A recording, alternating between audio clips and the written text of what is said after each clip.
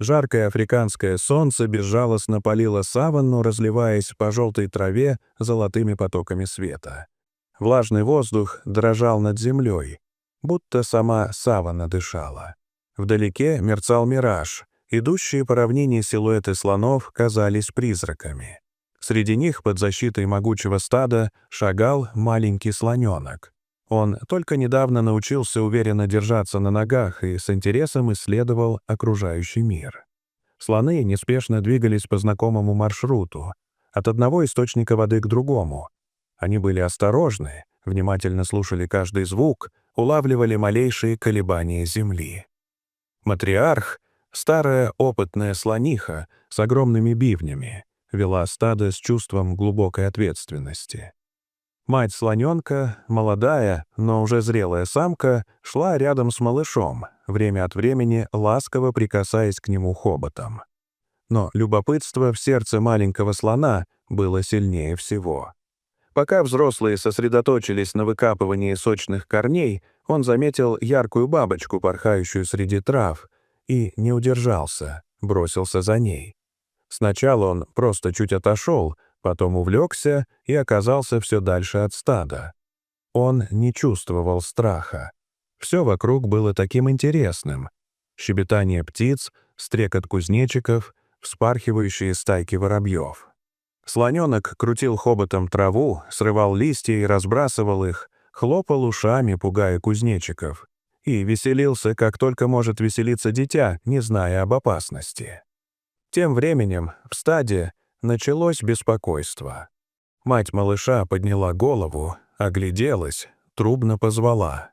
Ответа не последовало. Она позвала снова, на этот раз громче и настойчивее. Другие взрослые насторожились. Матриарх подошла ближе, прижала уши, вытянула хобот, улавливая запахи. В воздухе чувствовалась тревога. Тем временем слоненок, оказавшись в незнакомой части саванны, начал замечать изменения. Трава становилась выше, теней становилось меньше. Звуки вокруг стихли. Даже стрекотание насекомых как будто исчезло. Слоненок остановился, приподнял голову и замер. Его инстинкты, еще слабые, но настоящие, подсказывали. Нужно быть осторожным. И тут он заметил движение. Из травы, как тени, начали выплывать львы. Они шли медленно, грациозно, уверенно. Прайд был большой, 8 взрослых особей, идущих слаженно, словно единое существо. Их глаза сияли, они уже предвкушали легкую добычу. Малыш замер. Страх пробрался в сердце, но не парализовал его. В памяти всплыли сцены, когда взрослые слоны принимали боевую стойку, когда громогласно трубили, защищая друг друга. И он попытался сделать то же самое.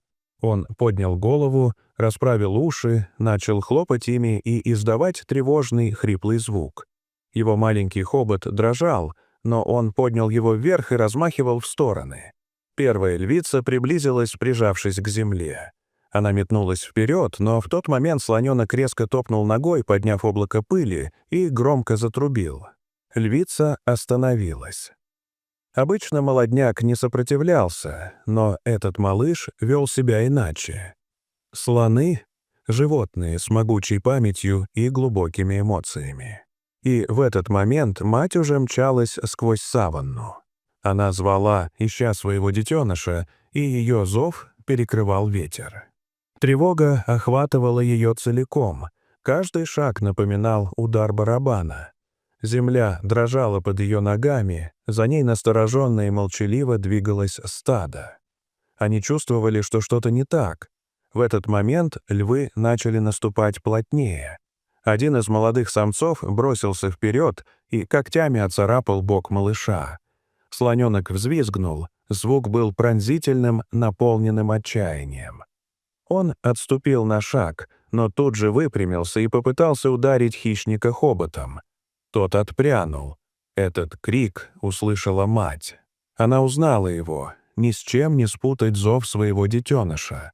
Ее крик был ответом, сильный, пронзительный, сотрясающий воздух. Она неслась, будто сама земля отодвигалась перед ней. Через мгновение она ворвалась в круг хищников. С ревом, не сбавляя скорости, она бросилась на львов. Те отскочили, испугавшись ярости матери, но не ушли. Они кружили, выискивая слабости. Слоненок прижался к ноге матери, дрожа, но продолжал стоять. Он уже знал, что значит бороться. И тут появился гул. Земля затряслась сильнее. Из-за холма одно за другим начали появляться массивные силуэты. Стадо слонов, старые самцы, подростки, самки с детенышами двигалось быстро, уверенно. Их глаза были полны решимости. Они встали полукругом, создавая живой барьер между львами и детенышем. Некоторые поднимали пыль, топая ногами. Матриарх подошла к передовой, ее взгляд был суров. Она медленно качнулась из стороны в сторону, угрожая хищникам. Львы колебались. Их добыча ускользала. Но и голод давил на них. Они делали ложные выпады, но уже не с прежней уверенностью. И именно в этот момент послышался новый звук — гул моторов.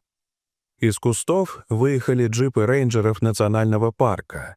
Люди были одеты в выцветшую форму, их движения были осторожны, выверены. Они знали, здесь нельзя делать резких движений. Они выключили моторы, наблюдая за ситуацией. Один из рейнджеров, опытный ветеринар, достал рацию, связался с базой, а затем медленно вышел из машины. Его лицо было спокойно, он уже не раз сталкивался с подобным. Он знал, как вести себя среди слонов. Стадо узнало запах людей. Знакомый, невраждебный. Матриарх не препятствовала, когда он подошел к раненому малышу. Слоненок дрожал, но не сопротивлялся.